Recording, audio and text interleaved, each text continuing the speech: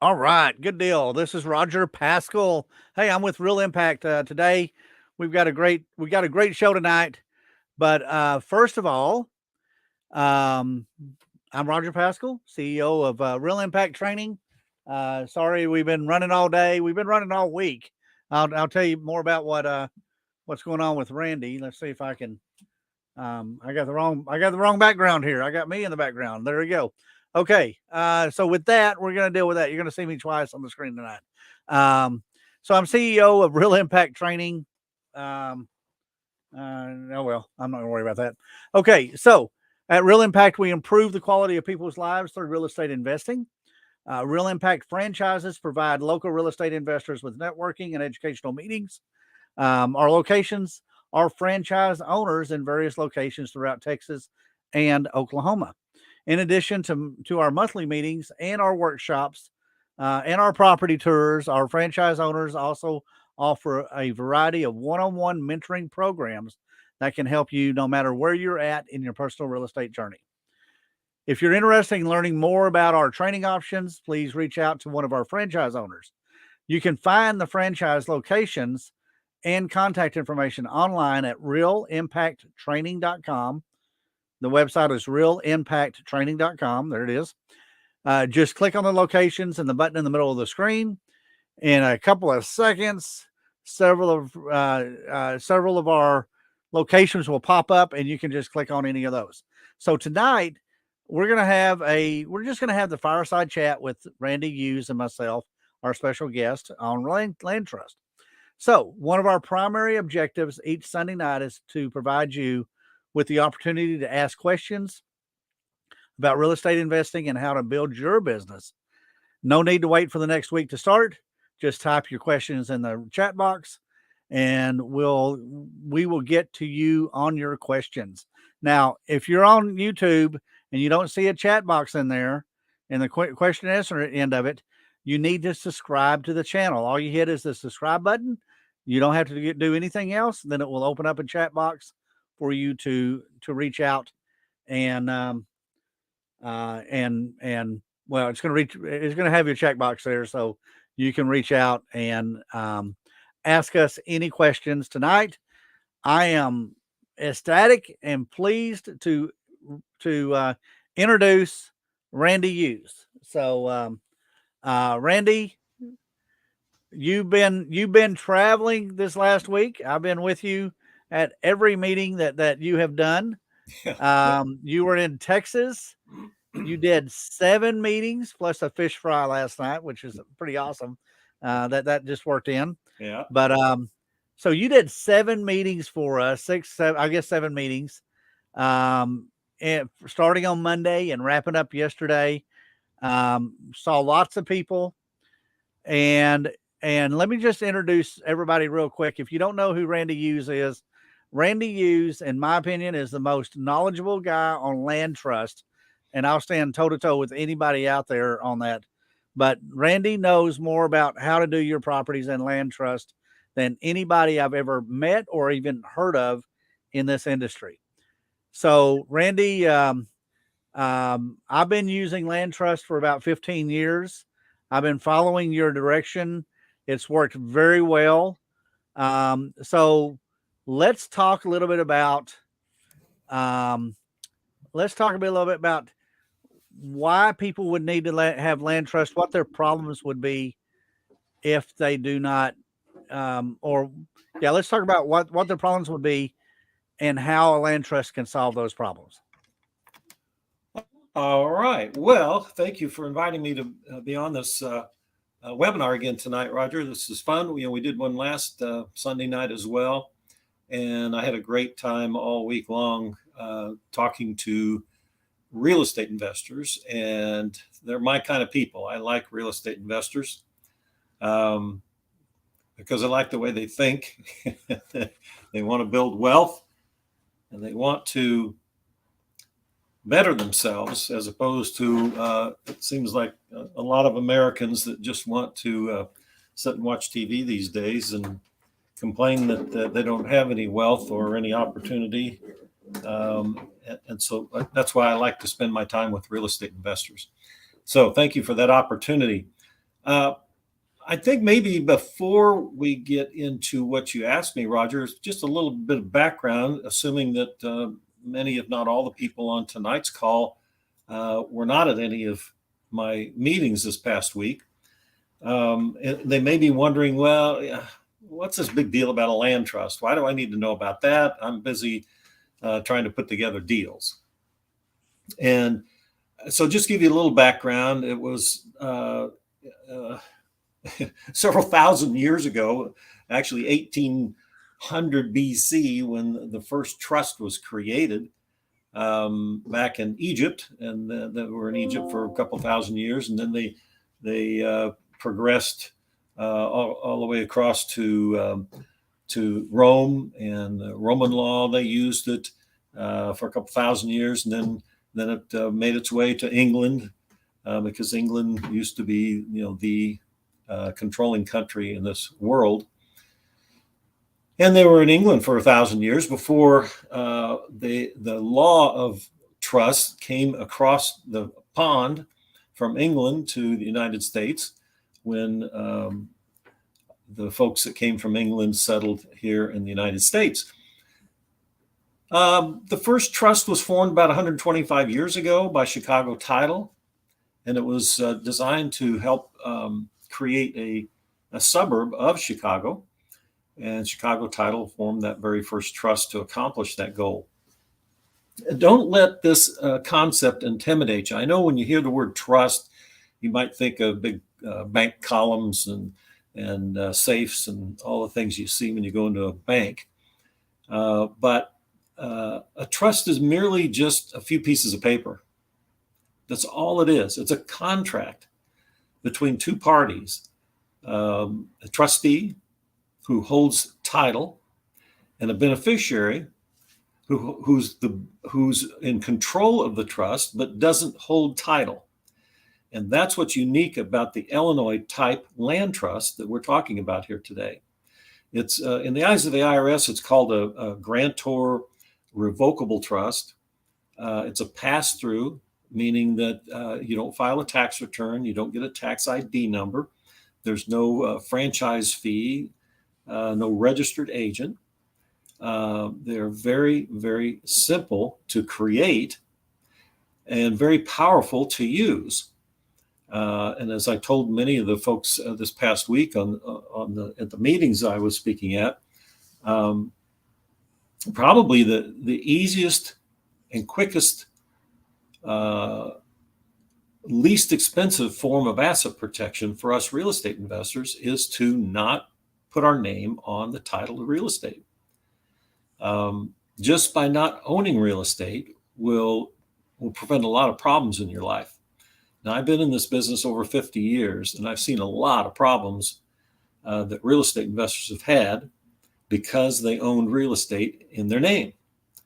So what we really want to get the point across to you is, if you're serious about building wealth in this business, and Roger and Impact folks, they're great. They're there to help you build wealth, but it's important for you to learn how to protect that wealth as you're building it, so some nefarious character doesn't come along and sue you because you ran over their dog and take some, if not all, of those hard assets away from you. If you go and talk to your attorney tomorrow and say that you heard this guy from Illinois talk about the benefits of a land trust, most attorneys don't know anything about a land trust. They're not taught this stuff in law school. And therefore, attorneys, if they don't know anything about something, then it's bad, right? So take it with a grain of salt, what the response is. But if they do understand trust law and how an Illinois land trust works, then they should be a little more positive with you about the use and the benefits of a trust. Now, having said that, I realize that most everybody watching this has formed an LLC at the advice of their attorney, and I think that's a good thing. I have LLCs in my business as well. But what's a bad thing is for you to put your property in the LLC. And what I teach real estate investors is to put each property into a separate trust. So then you can make the beneficiary of the trust your LLC. That way you have total privacy of ownership, which is the cheapest, easiest thing for us to do to protect our assets, is not be in the public records owning a bunch of assets. You probably have realized in your life experience that that attorneys don't typically sue people without assets. In fact, what they will do before they even decide to sue you is do an asset search to determine whether or not the lawsuit is viable. And if a client comes to them and says, I want to sue so-and-so because he ran over my dog, or he did this, or he did that, the attorney won't just take the case on automatically. He will look first to see if the person he's going to sue has any assets, because he realizes that there's a big difference between winning a lawsuit and getting paid. And attorneys are like the rest of the world. They want to get paid, and I don't blame them. So because they don't have much knowledge about trust, and because most people own real estate in their name, most of the time the attorney is going to say, well, we don't really have a good case here. There are no assets. If we win the case, there are no assets to collect from. And therefore, Bob, if you really want me to sue this guy, we can't do it on a contingency fee basis, which means free to Bob, doesn't cost him anything. We can't do it on that basis because we're not sure we're going to get paid even if we win. So, Bob, what you need to do is put me on retainer. And that means you need to write me a check for about $10,000. I'll put it in my escrow account, and I'll start using that to chase after and sue this person you want to sue. That very concept right there stops a whole lot of lawsuits right in their tracks, because it's one thing to sue somebody and not have to pay any legal bills. It's a whole different story if you got to start writing $10,000 checks. So that's the premise that we're coming from. And before we go any further, I just want to mention we're not trying to avoid our responsibilities. We're not saying that we're trying to screw somebody over or burn somebody financially. That's not what good, honest real estate investors do. What we are saying is we don't want to get burnt by some lowlife that doesn't want to work hard for a living. They'd rather sue us with a contingency fee lawyer that will sue us at no cost to the lowlife. And you need to realize, if you're serious about building wealth in real estate, you need to protect that wealth as you're building it. It's a two-pronged thing here. You can't just build wealth and assume that everything's going to go along fine, because strange things happen in this business, not only inside the business, but outside the business. You know, if you run over somebody's dog and they sue you, that's outside the business, right? But there are lots and lots of risks inside this business that can take you down or take many of your assets away. So if you're serious about protecting your assets for you, your family, and your future, you need to use a trust. These trusts are simple to create. They don't cost anything. They're not registered anywhere on planet Earth. So nobody knows who is behind the trust. And that's another great benefit as to why most lawyers don't want to or will not sue a trust, because they don't know the strength behind the trust. Is it Godzilla or is it Mighty Mouse? Who is behind this trust? They don't know until they start the lawsuit and find out, and it just may come back to bite them if there is a strong group or personality or entity behind the trust that may decide to sue them back. Because you have to be careful when you sue people. You have to have justification. And if you don't have justification, you're open to being sued back for wrongful litigation, they call it. So you certainly don't want to do that. So that's just kind of a little precursor there, Roger. I'm having a hard time recognizing you tonight because you don't have your hat on. Yeah, that's right. And I just don't, it's just like somebody else is sitting there. I can't That's recognize right. you. There you go. Yeah, Randy didn't even know I had hair until last night, That's yesterday afternoon. I took my hat off to scratch my head. And he's like, "You got hair." So, right. Right. so, but so we've got a question real quick. David asked a question. Right. Is this a blind trust or are they different from one another? Is it a what trust? A blind trust? No. And David, there are probably hundreds, if not thousands, of different types of trusts in the world. You really can't go and determine what kind of a trust it is based on the name.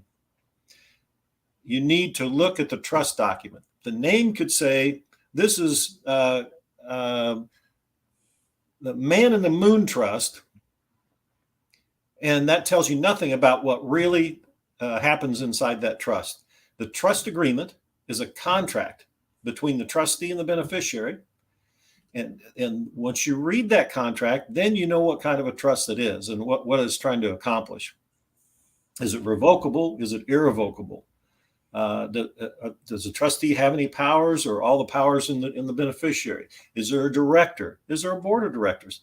So there are several things here that need to be determined before you could answer that question. I get asked that question all the time by people, and I always say, just telling me the name of the trust, it doesn't tell me anything.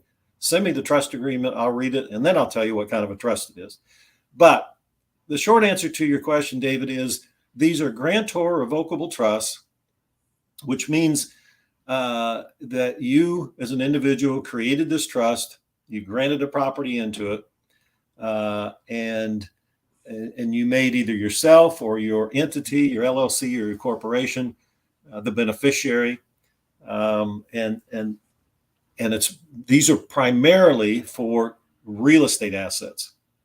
That's, if you read our trust agreement, it relates to how are we controlling this real estate and what are we doing with the money and the control, the power. So that's kind of a long-winded answer for you, Dave. But hopefully that gave you some solace as to the answer to what you were looking for. Absolutely. So, but you know what Randy has here, David, and anybody else that's on this call or listening to this later, is he's got the simplest system that you could ever imagine. Now, when I do a trust, Randy says you can do a trust in 15 minutes. I'm not the smartest guy in the world, but I can do mine in about less than 5 minutes, a couple of minutes, really. Because what he has in his system is essentially just fill in the blanks.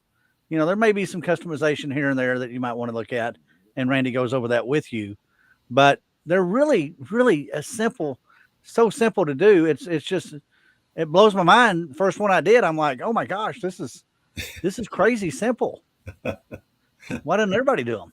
Well, and I think it helps, if you have somebody like myself or you, Roger, since you've got a lot of experience as well, train you to do this. It's just Absolutely. like someone teaching you how to ride a bike or anything else in life.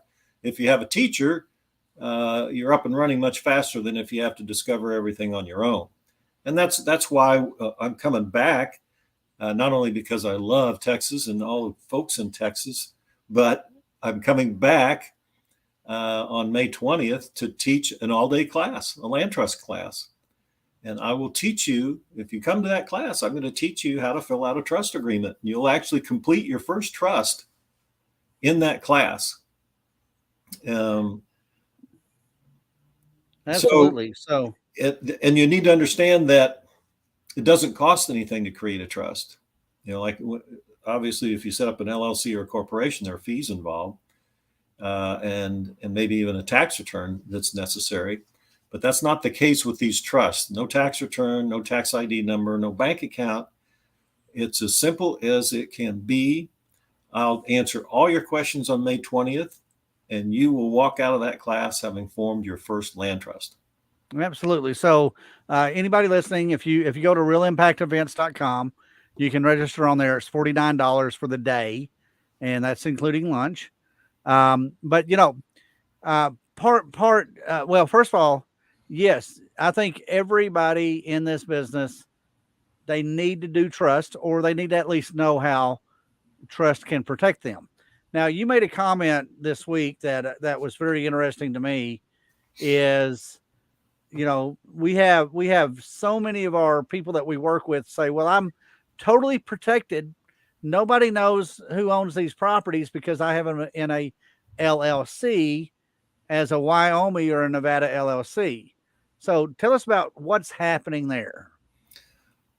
Well, that's been true for years and years, that if you formed your LLC, no matter what state you live in or what state your property is located in, if you formed an LLC in Wyoming, Nevada, Delaware, or I think Missouri, that those states do not publish the owners of LLCs.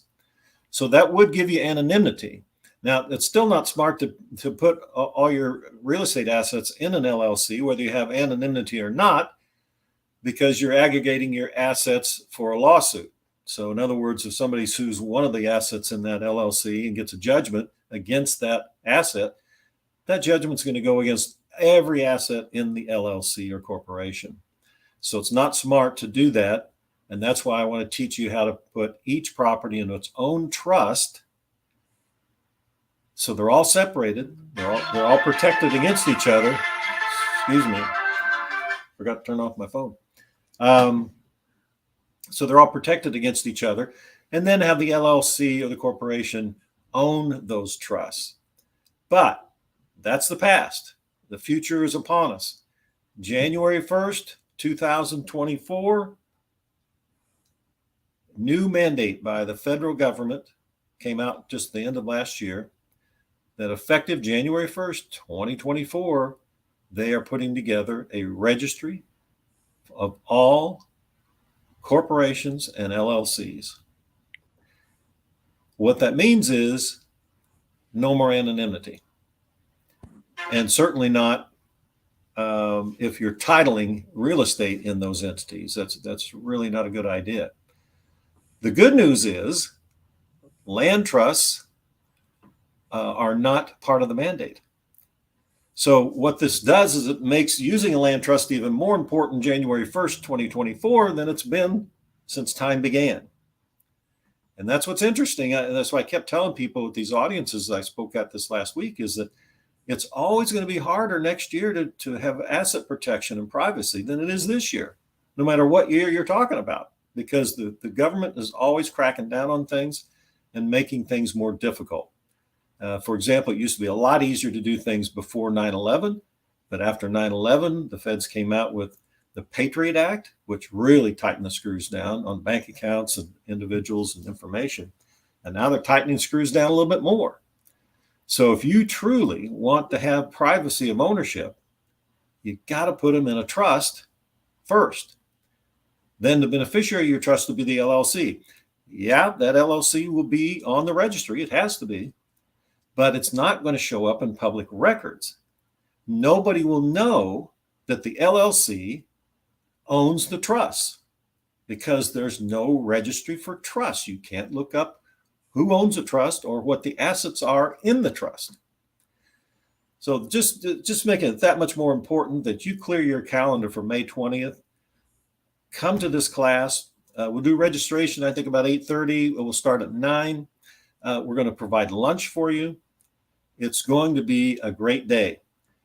And just so you know, we're going to talk about a lot of other things besides trust. The trust is going to be the heart of the training, but we're going to get into real estate options, selling the beneficial interest on an installment contract, buying on an installment contract,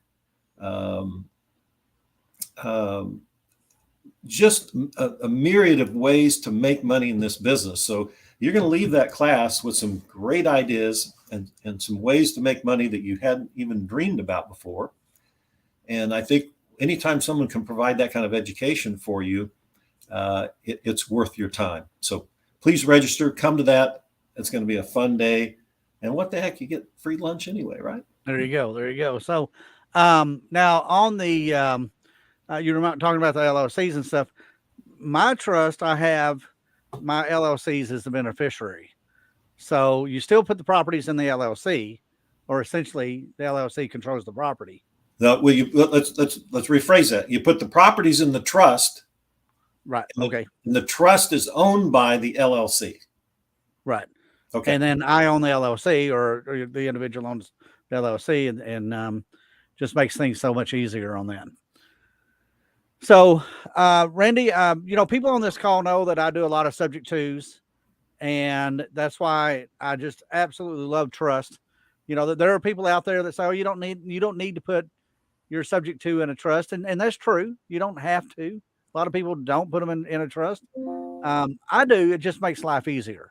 It just really makes life easier. So let's talk about, if you got a second, let's talk about why somebody would put their property as a subject to that they're purchasing into a trust. Well, I think to protect both parties. I think anytime that you can protect both parties in a deal, that's a good thing, because when you do these subject to deals, Raj, you don't know these people from Adam. You may have only known them for a matter of days. So you don't know if they're good, bad, or indifferent. And quite frankly, they don't know that about you either. You could be some shyster coming along trying to steal their house for all they know. So it's good logic to put the title to the property into a trust first, and then do your subject to deal. So if something happens to you, or something happens to the current owner, meaning that a lien or a judgment or some legal action goes against them, it will not affect the title to that real estate. It won't kill the deal that you've created. And I think that's a great thing. I mean, if you and I are doing business together and we can be protected against each other's stupidity, that's a great thing. That's right. Absolutely. Absolutely. So let's talk about your system. What you're going to be talking about on May the 20th, Saturday, May the 20th in Dallas. So Okay. let's talk about why your system is so far above and beyond what anybody else has. Well, first off, there are only about 2, maybe 3 other people in the United States that even teach this stuff.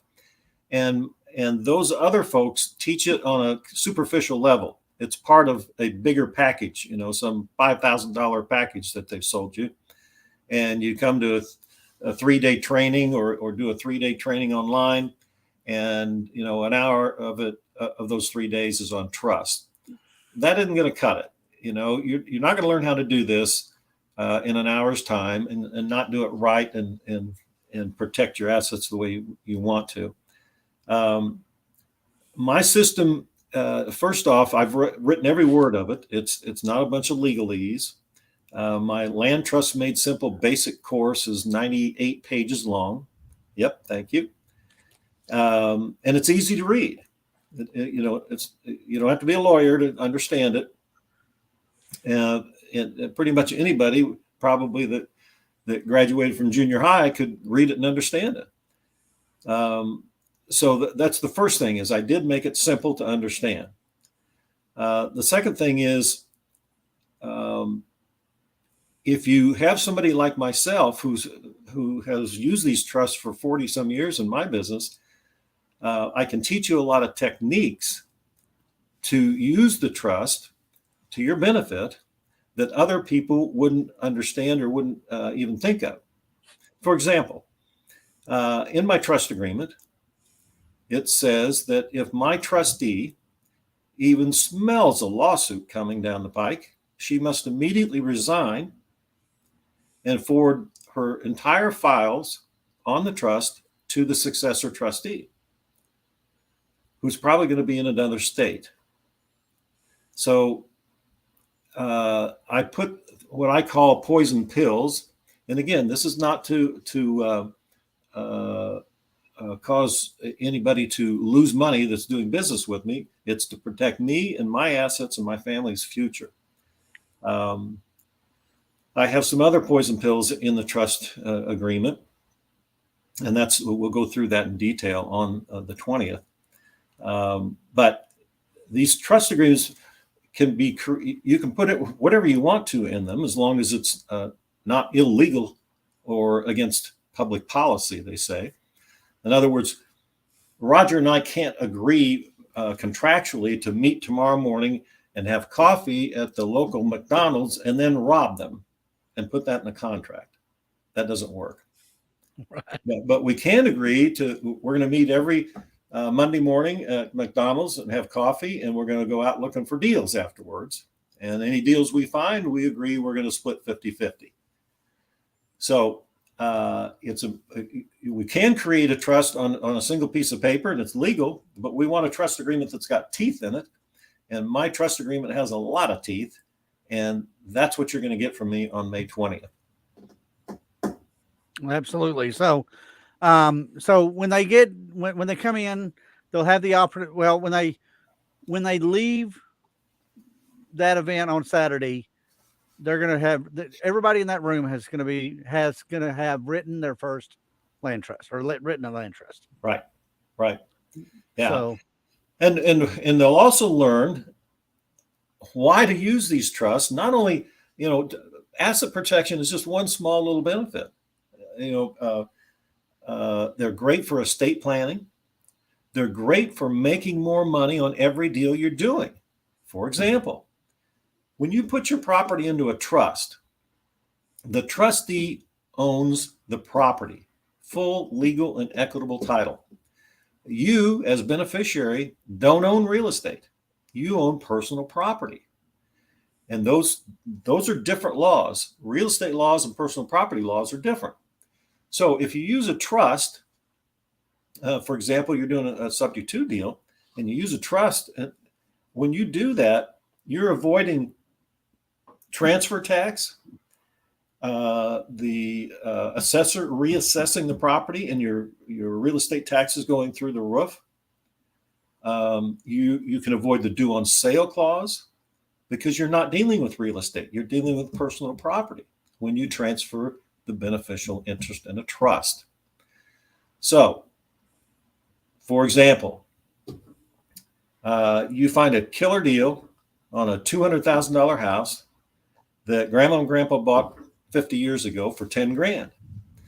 And because they never sold the property, the assessment has only inched up to, say, $50,000.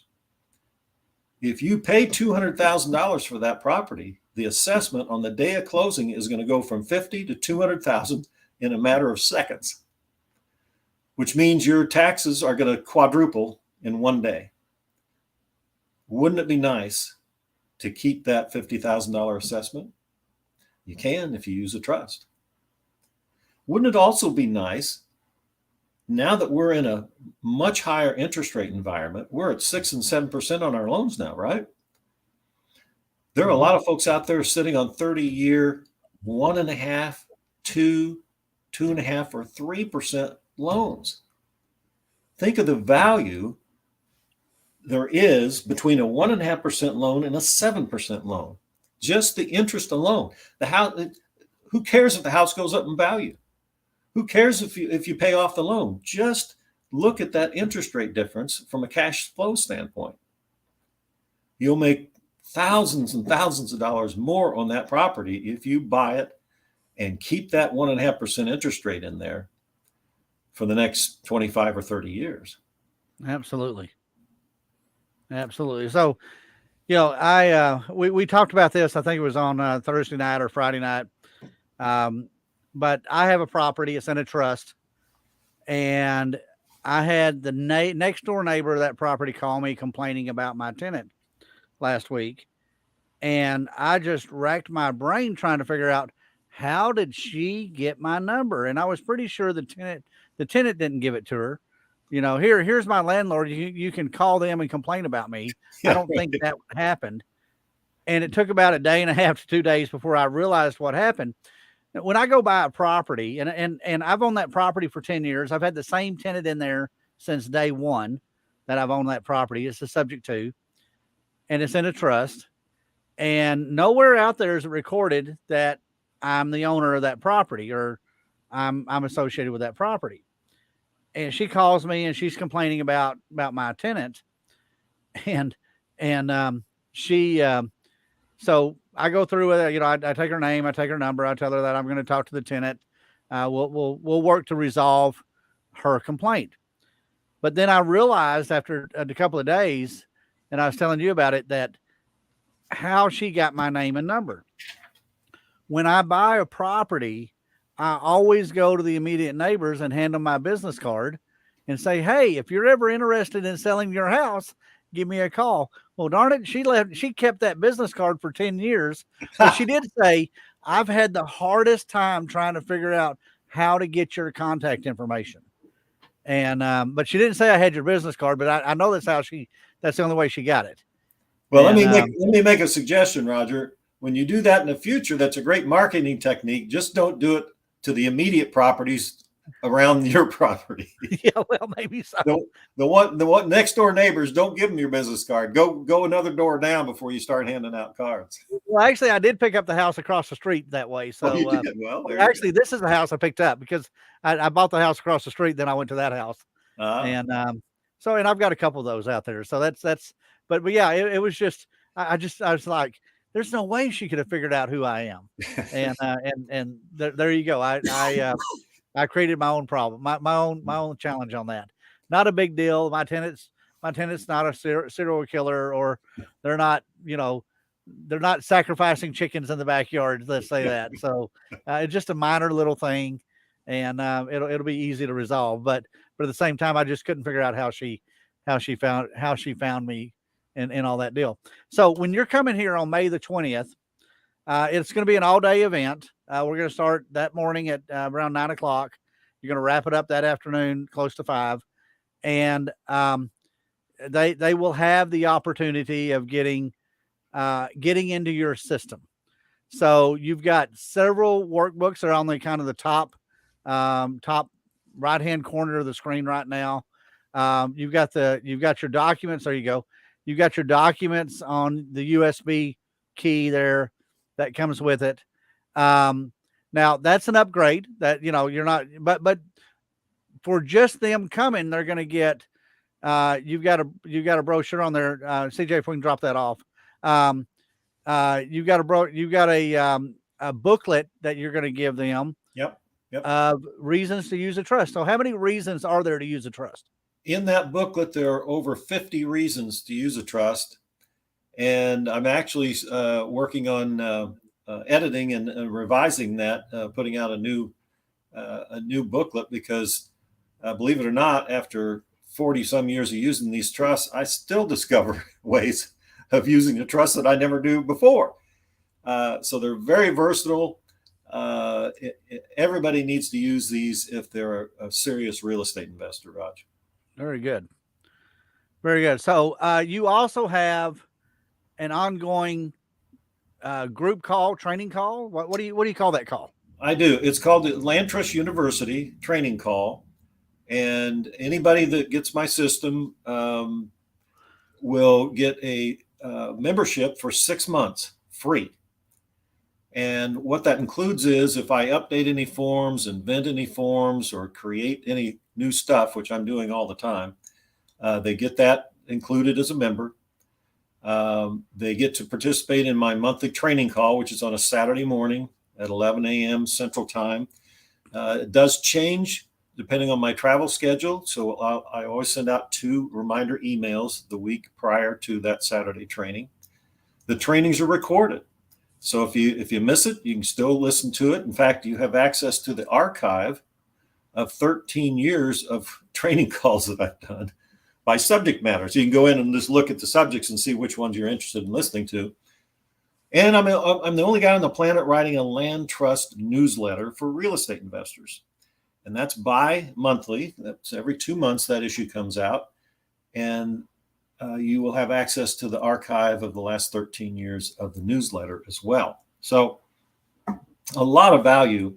I just, for example, last year I finished, took me a year and a half to do this, and I finished it about halfway through last year, creating packages for you to give to your team. I think everybody needs a good team around them when they're in this business. So I created a banker package, a title company, insurance agent,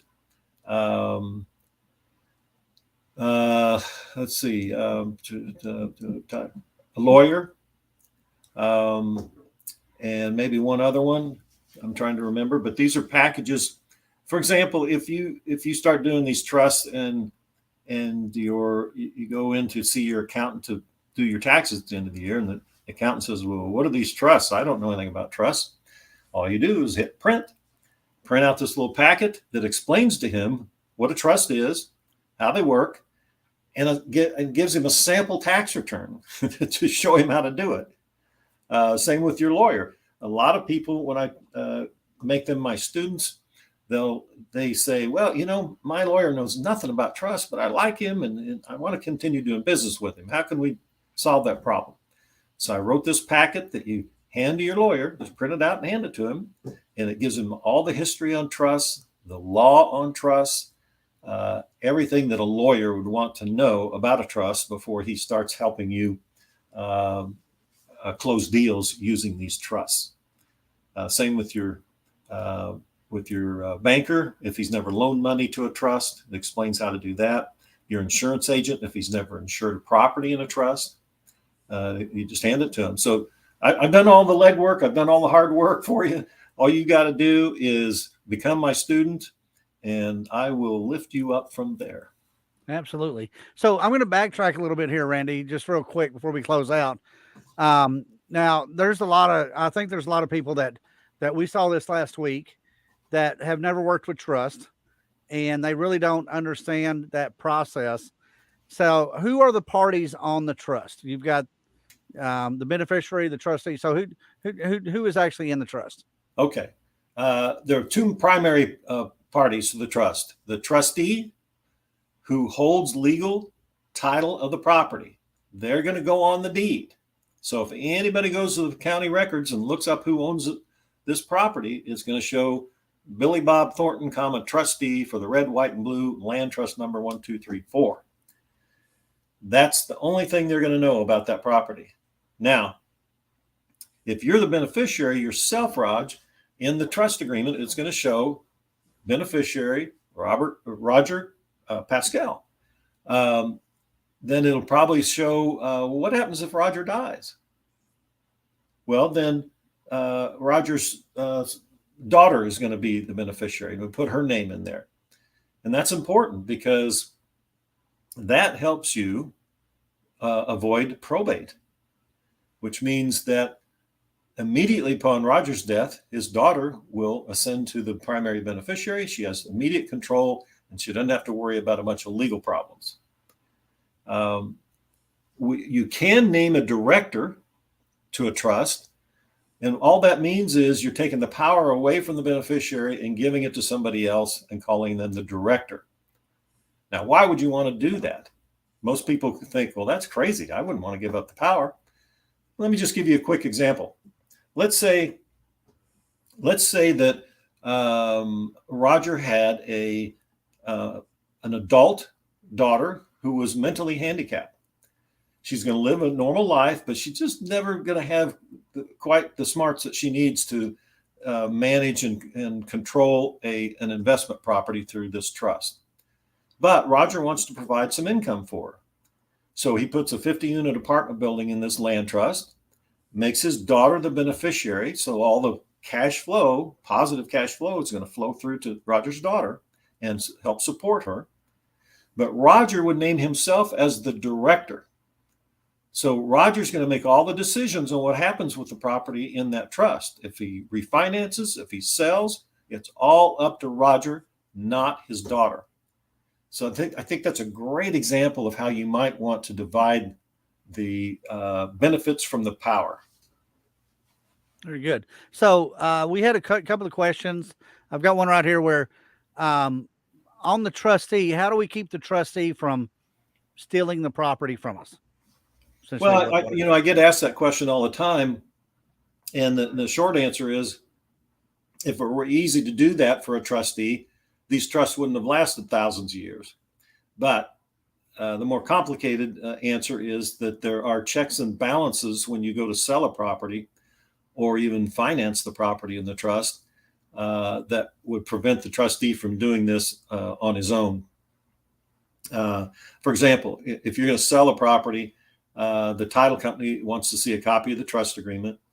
They want to see the who's the beneficiary, a ID for the beneficiary, a written direction from the beneficiary telling the trustee to sign the deed. So there are many checks and balances that prevent that from happening. Now, having said that, if you get enough people to collude, your attorney, your title company, maybe your accountant, if you get enough people to collude, you can do anything until the police catch you, and that happens whether it's in a trust or not. I could steal Roger's property if I can get a title company and an attorney to help me, right, Raj? That's it. Yeah. So that's really not a problem. In fact, I think it's probably less of a problem if you have your property in trust. I do have a whole chapter in the training material that you'll get from me on May 20th on who can be and who should be your trustee. And certainly the number one goal there is to find somebody that you trust. Right. There's some other qualities you want in them, but certainly that you trust. If there's nobody that you trust, you can hire a professional trustee. There are bank trust departments. Chicago Title is the largest trustee in America, but they'll only be trustee on property held in 3 different states. But they're the trustee on 65,000 land trusts. Wow. So there are professionals that you can use. Well, I'm a history buff, and Joe Kennedy, John F. Kennedy's father, had a group of people go out in the 1920s and buy mineral rights. So you can put mineral rights in trust, but he went out and bought all these mineral rights throughout Texas, Louisiana, Arkansas, and other parts. And those are all in a trust, and those are all in a trust for his family. So his family really can't touch anything. They're just beneficiaries for those trusts. So you can put other things in a trust other than in a land trust, or in a trust. Is that correct? Well, yeah, land trusts are specific to real estate assets like apartment buildings, single-family houses, commercial buildings, air rights, mineral rights, contracts, options. So anything related to real estate. If you want to put your car, your boat, your motorcycle, or your shotgun in a trust, that would go in what's called a personal property trust.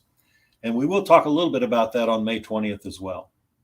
Very good. Very good. So, I'm just, I really, really encourage people that I work with, especially doing subject twos. We do have people out there that say you don't need to put everything in a trust. And that may be, that may be their philosophy. That's fine. It's not mine. Obviously it's not Randy Hughes's philosophy, but, especially if you're doing creative real estate deals, or you're doing, subject twos, it just gives that one level of comfort. I think it gives a comfort to the person who's selling me the property. Oh, you're a professional. You're making this happen. It gives a comfort for me for my estate planning and how I've got that set up. I deal with my wife and I are both realtors, and we deal with a lot of people that are dealing with probates, and it can be an absolute nightmare when all of a sudden, dad, that was a UPS driver, winds up, somebody does a DNA test and finds out that you've got 3 half brothers out there, So, Yeah. that can be challenging for some families out there. And that's a true story. What I'm just telling you is a true story of a guy that I was working with on real estate, and we were never able to sell that house because he had, it was 3 siblings, and they found out they had 3 other siblings they knew nothing about, which was crazy because one of them lived a block away from them. And somebody did a DNA test and go, oh, check this out. Oh my goodness. So yeah, we have an interesting society as we have it. But on May the 20th at $49 is best $49 you can spend. We're going to have Randy Hughes back in town. Now Randy's from Illinois and been doing this for a long time. Randy and I've been great friends for many years. We've gone on some trips together, and we like to go to Cancun with groups of other like-minded real estate investors. So go to realimpactevents.com. It'll have you on there. You can sign up. If you're affiliated with one of our 12 locations that we have with Impact, you can click on that, and it will give you. You just click on what location you're associated with. So if you're associated with Longview or Wichita Falls or Waco or whatever, it's gonna give you that opportunity to say that who you're associated with. That way, the owner of that franchise can reach out to you and make sure you don't have any questions or anything like that. So Randy, we'll go ahead and wrap this up. I've held you here for almost an hour. Thank you so much for your call tonight. I'm ecstatic that you're going to be back in town on the 20th. And everybody on here, you want to register because we normally sell out, and we're going to be in a little smaller room this year than we have in the past. So you want to make sure you get your tickets for May the 20th. Sounds good. I'm looking forward to it. It's going to be a great day. I think I enjoy teaching it more than anything.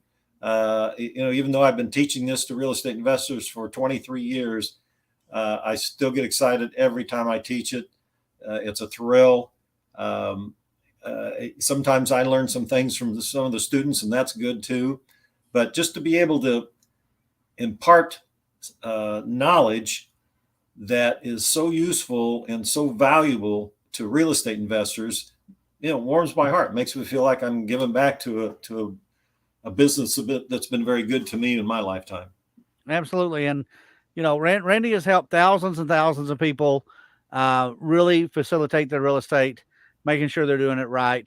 And once again, anybody on this call, anybody listening to this, or even the replay, you need to be at the May 20th event.